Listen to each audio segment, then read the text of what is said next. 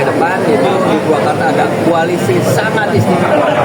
Halo, Assalamualaikum warahmatullahi wabarakatuh. Kembali lagi dengan channel Purwakarta Turunan Kidul. Pada kesempatan video kali ini kita akan membahas terkait dengan koalisi sangat istimewa yang sebelumnya disampaikan oleh Bupati Purwakarta Om Jen. Pada saat pasca dilantik kemudian dilakukan serah terima jabatan di gedung DPRD Purwakarta, Bupati Purwakarta Om Jen mengatakan bahwa ke depan agar didorong dilakukan koalisi sangat istimewa.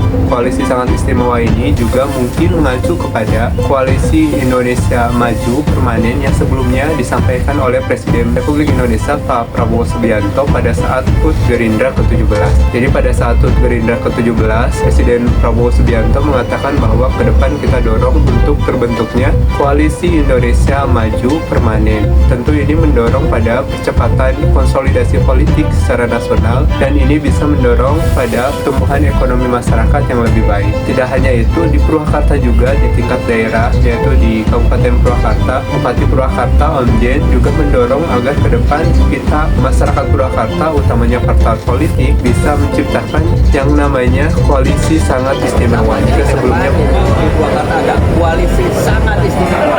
Jika sebelumnya pada Pilkada 2024, pada saat Pilkada serentak Om Jen diusung oleh Partai Koalisi Istimewa, maka pada 2030 atau 2029 dilakukan atau pada 2030 adanya koalisi sangat istimewa. Koalisi sangat istimewa ini untuk mendorong stabilitas politik di tingkat daerah. Karena tidak menutup kemungkinan ke depan yang kita hadapi itu bukan saja masalah internal di daerah, tapi juga soal penguatan ekonomi di masing-masing daerah. Karena ke depan yang menjadi prioritas itu adalah ketahanan pangan masyarakat, kemudian peningkatan infrastruktur layanan dasar seperti pendidikan, kesehatan, dan kemudian sarana transportasi mobilitas masyarakat itu menjadi prioritas utama di Kabupaten Purwakarta. Tentu ini sangat baik bagi Kabupaten Purwakarta ke depannya. Apalagi Bupati Purwakarta Om Jen menyampaikan bahwa dalam sambutan pertamanya di paripurna DPR itu Om Jen menyampaikan bahwa dalam politik tidak harus ada yang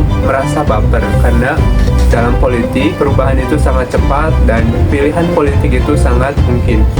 Sehingga kalau misalkan dulu Om Jen menyampaikan bahwa ada banyak teman dekatnya yang kemudian tiba-tiba memilih pasangan calon lain dibanding dirinya, maka pasca dilantik menjadi Bupati Purwakarta, Om Jen mendorong agar terjadi stabilitas politik dengan adanya dukungan bersama baik partai pengusung dirinya maupun partai yang tidak mengusung dirinya pada Pilkada 2024 ini.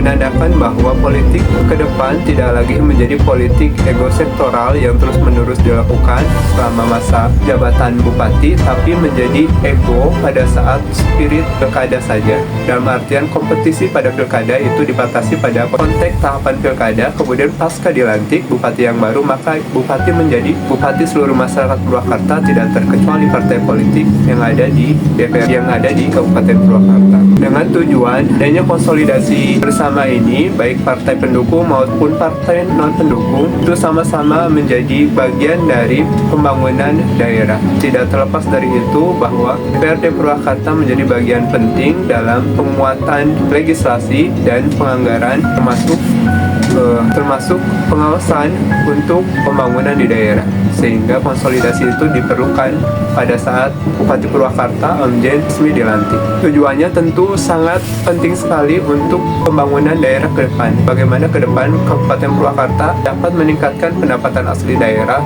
dengan kerjasama yang baik antara eksekutif dan legislatif, antara pemerintah daerah dan DPRD Purwakarta. Tanpa lagi ada ego sektoral partai politik, maka tidak menutup kemungkinan Purwakarta bisa menjadi bagian dari daerah yang memiliki kemajuan pendapatan daerah yang tinggi. Tentu ini sangat baik, apalagi hari ini Gubernur Jawa Barat Kang Deddy Mulyadi sama Bupati Purwakarta Om Jen terus mendorong agar perbaikan sarana infrastruktur dasar di masyarakat, mulai dari sarana fasilitas publik yaitu jalan umum milik Kabupaten Purwakarta, kemudian sarana pendidikan, sarana kesehatan, sarana ekonomi masyarakat, dan peningkatan jumlah serapan tenaga kerja melalui investasi yang lebih baik. Jika dalam sesi wawancara, Bupati Purwakarta menyampaikan pada 3 tahun pertama, Omjen akan berfokus pada layanan dasar masyarakat, mulai dari pendidikan, kesehatan, infrastruktur dasar fisik, kemudian pada bidang ekonomi. Maka pada 2 tahun berikutnya, yaitu pada tahun 2028 sampai 2030, Omjen akan berfokus pada penguatan investasi yang masuk ke daerah. Berapa tahun targetnya itu Pak? 3 tahun. 3 tahun. 2 tahun selanjutnya investasi. Ah, kita investasi 3 tahun kan kalau misalnya jalan aja rumah gratisan kan 11.000. Ya jalan kan 150 yang susah parah. Maka itu kita selesaikan 500 miliar dalam 3 tahun. Kan sekarang itu kan ada pergub. Ada pergub yang pajak kendaraan bermotor dan biaya balik nama itu semuanya ke infrastruktur jalan. Ya kan? Tentu ini investasi itu seiring dengan peningkatan layanan dasar yang baik, kemudian sarana transportasi yang baik, keamanan dan stabilitas politik yang baik di daerah, maka investasi akan datang secara otomatis. Yang lebih penting lagi bahwa mempermudah layanan investasi kepada investor yang akan membangun Purwakarta ini sangat mendorong pada penyerapan tenaga kerja asli dari Purwakarta. Hal-hal dasar yang juga tidak kalah penting yang dilakukan oleh Omjen sebagai Bupati Purwakarta adalah perbaikan infrastruktur jalan. Karena kita ketahui bahwa ada sebanyak 150 km jalan kabupaten yang statusnya rusak, mungkin rusak berat atau rusak sedang, yang hari ini perlu diperbaiki. Perbaikan jalan tentu mendorong pada peningkatan mobilitas masyarakat dari petani ke kota, dari desa ke kota, ataupun dari kota ke desa. Sehingga dengan infrastruktur jalan yang baik, maka biaya mobilitas akan lebih murah. Kemudian kerusakan kendaraan akan diminimalisir. Selanjutnya yaitu dari sektor pendidikan. Dari sektor pendidikan misalnya, Omjen menyampaikan bahwa ke depan sekolah-sekolah di Purwakarta harus menjadi sekolah inklusi yang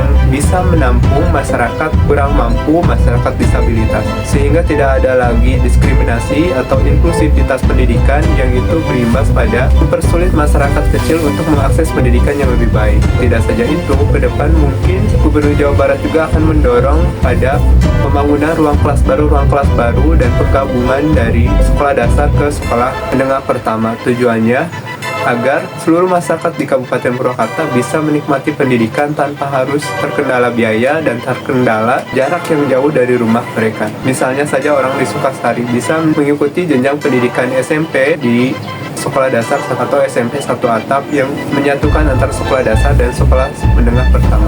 Kemudian penambahan ruang kelas baru. Ini tentu penting bagaimana pendidikan tidak saja menjadi sebagai politik anggaran yang lebih besar, tapi bagaimana pendidikan bisa dirasakan manfaatnya langsung oleh masyarakat. Sektor lain yaitu pada bidang pariwisata, Omjen juga langsung membuka Taman Air Mancur Sri Baduga yang sebelumnya ditutup untuk umum. Sebagaimana janji Omjen dan Bang Ijo bahwa akan mengembalikan kejayaan dan keistimewaan Purwakarta, diantaranya akan kita hidupkan air mancur ini secara gratis.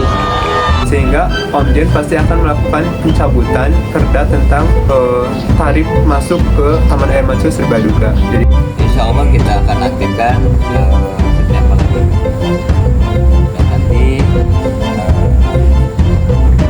itu kita gratiskan. Perda yang harus bayar sebelumnya gimana tuh? Nanti kita cabut. Oh, cabut aja. Kita aja. di hari ini masuk Taman Air Mancur Sri Baduga pasti akan gratis. Kemudian masuk ke diorama digital di Purwakarta juga akan gratis. Air mancur urang dulu pandai. Pakai diorama urang gratis pandai. Rumah rakyat miskin urang bangun deui. Anu nganggur urang gawekeun deui. Sangat baik untuk mendorong pertumbuhan ekonomi masyarakat dan mendorong penyerapan tenaga kerja di masyarakat ke depannya melalui investasi dengan sarana prasarana dasar yang sudah komplit dan sudah paripurna. Tentu investor akan sangat senang untuk datang ke Purwakarta bila seluruh layanan itu dilakukan secara baik dan lebih murah. Nah, mudah-mudahan apa yang menjadi mimpi Bupati Purwakarta Omjen untuk Kabupaten Purwakarta 5 tahun ke depan bisa terwujud dengan baik, dan kita sebagai masyarakat Purwakarta dapat mendorong melalui peran aktif melakukan kegiatan-kegiatan yang positif untuk membangun daerahnya masing-masing, misalkan di desa, ataupun di kecamatan, ataupun di tingkat kabupaten. Oke, sekian dulu dari Purwakarta Turunan Kidul. Mudah-mudahan informasi ini bermanfaat. Sekian, Assalamualaikum warahmatullahi wabarakatuh.